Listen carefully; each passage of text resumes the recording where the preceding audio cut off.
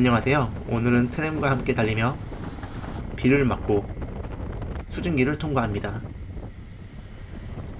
남쪽을 향해 달리다 보니 점점 더운 지방 나무들이 많아집니다. 그렇게 나가사키에 도착했습니다. 도로 가운데에 레일이 설치되어 있고 전차가 다닙니다. 나가사키의 노면 전차 트램입니다. 홍콩에서 탑승해 본 적은 있고 일본에서는 함께 달리게 되네요. 도로 중앙에서 타고 내리는 것은 홍콩과 동일한 것 같습니다. 이번 여행 중 큰 도시에서 주행은 나가사키가 처음인 듯 합니다. 오랜만에 입체적인 도로를 달려봅니다. 나가사키는 몇 가지 유명한 것들이 있습니다. 저는 게임 대항해 시대에서의 나가사키 항이 가장 먼저 떠오릅니다. 서양에서의 많은 문물이 이 나가사키 항을 통해 일본으로 전해졌습니다. 다음으로는 원자폭탄입니다. 1945년 8월 9일 히로시마에 이어 두 번째 원자폭탄이 나가사키에 투하됩니다. 히로시마 것보다 더 큰 팬맨이라는 원폭이 투하되었으나 날씨 문제로 조준에 실패하여 사망자는 히로시마의 4분의 1 수준이었습니다. 그리고 유명한 것 중에 하나가 바로 이곳 차이나타운입니다. 나가사키 짬뽕으로도 유명해진 곳이지요. 먹거리가 참 다양한 곳입니다. 내비 안내를 따라 들어가 봅니다. 다양한 빨간색 구조물이 이곳이 차이나타운이라는 것을 말해주는 듯 합니다. 구조물들에 조명시설이 설치되어 있어 밤에 오면 더 멋진 풍경일 듯 합니다. 거리를 지나다 보니 차량 통행 금지 표지판이 보입니다. 주변 사람들의 눈치가 보이며 살짝 당황스러워집니다. 들어올 때는 분명 아무 표시도 없었거든요. 바이크를 바이크 주차장에 주차 후 차이나타운을 잠시 둘러보기로 합니다. 하지만 주차 공간이 없습니다. 하나 남은 공간엔 제 바이크가 들어갈 수 없네요. 결국 그냥 불법 주차를 합니다. 주차 요금은 120분에 100인 정도 하네요. 차이나타운은 각종 식품을 판매하는 상점들도 보이고 기념품을 판매하기도 합니다. 커다란 식당들도 많습니다. 하지만 시간도 애매하고 갈 길이 멀어 그저 구경만 해봅니다. 차이나타운 구경을 마치고 다음 목적지로 향합니다. 떠나기 전 기념사진도 찍습니다.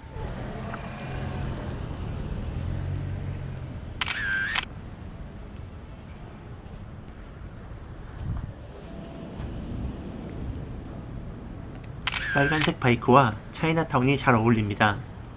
사진만 남기고 다시 출발합니다.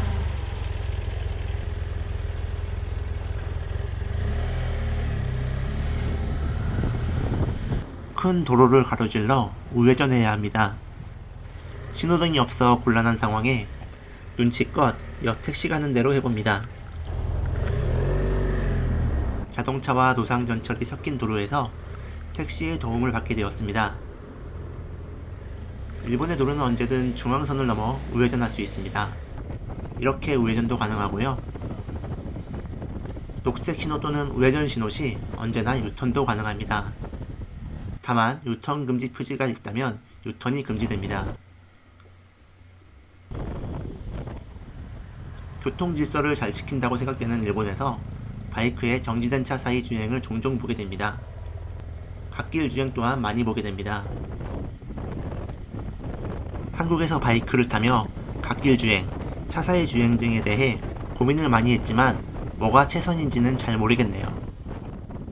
구글 내비를 이용하다 보면 가끔 좁은 길로 안내하는 경우가 있습니다. 그냥 큰 길로 직진하면 되는 길을 거리가 짧다는 이유로 동네길로 안내하는 경우입니다. 조금 짜증이 나기도 하지만 나름 일본 구석구석을 여행하는 느낌이 나기도 합니다. 자동차로 여행 중에 이런 길로 들어섰다가 맞은편에서 차라도 나오면 어쩌나 싶습니다. 구글 내비로 일본 여행을 한다면 이상하다 싶은 길은 들어가지 않는 것도 방법입니다. 오른쪽에 보이는 도로가 원래 달려야 하는 도로입니다.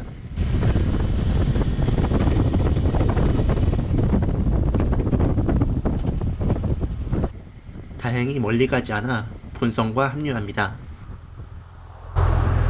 늦었잖아.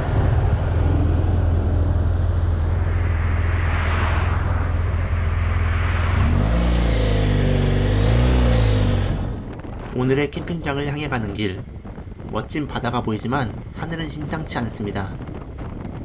미리 예약해둔 운젠산의 캠핑장에 가까워질수록 도로가 좁아지고 오르막길과 커브가 많아집니다.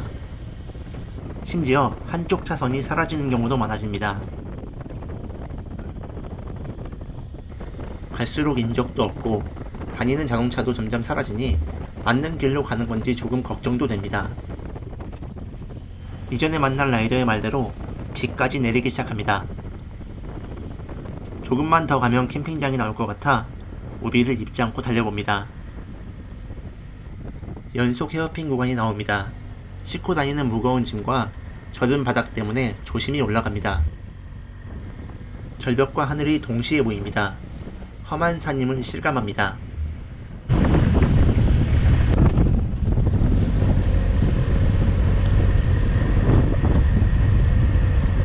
경치가 굉장히 멋진 곳 같은데 시간적으로나 상황적으로 마음의 여유가 없습니다. 굽이진 길을 한참을 올라갑니다. 다음날 드론으로 촬영해본 헤어핀 구간입니다. 왜 이렇게까지 길을 만들었나 싶습니다. 헤어핀 구간을 지나자 오르막과 커브는 사라졌습니다. 다시 건물들도 보이기 시작합니다. 이곳 운젠산은 과거 온천으로 유명한 관광지였습니다. 물론 지금도 많은 사람들이 찾는 곳입니다. 조금 무서운 건 이곳은 활화산으로 최근엔 1991년에 분화했습니다. 활화산답게 도로 옆 온천에 물이 끓어올라 수증기로 앞이 잘 보이지 않을 때도 있습니다. 비가 내리다 그쳤다를 반복합니다. 산 날씨는 예측할 수가 없습니다. 캠핑장으로 향하다 보니 다시 인적이 드물어집니다. 길도 다시 좁아집니다. 드디어 캠핑장에 도착합니다. 산속 한가운데에 만들어진 캠핑장입니다. 프론트 같은 곳에 바이크를 주차하니 스태프분께서 맞이해 주십니다. 다행히 너무 늦지 않게 도착한 것 같습니다. 체크인을 하며 스텝에게 가까운 마트 위치를 물어보자 곤란하다는 표정으로 마트는 두 곳이 있는데 어느 쪽으로 가든 15분이 걸린다고 합니다. 시간이 늦어져 우선 텐트부터 치고 장을 봐옵니다. 조금 빠르게 가면 15분 안에 갈 수 있다고 생각했지만 15분 넘게 소요되는 산골 캠핑장이었습니다. 캠핑장에서 구입한 장작입니다. 공사장에서 사용할 법한 강목들이고 냄새가 심해서 몇 개 사용하지 못하고 모두 버렸습니다. 완전히 어두워지고 나서야 밥을 짓습니다. 물론 곱창도 굽습니다. 장을 보며 사온 유난히 맛이 없는 곱창과 맛있는 밥을 먹으며 하루를 마감합니다. 시청해주셔서 감사합니다. 다음 편에 계속 이어갈게요.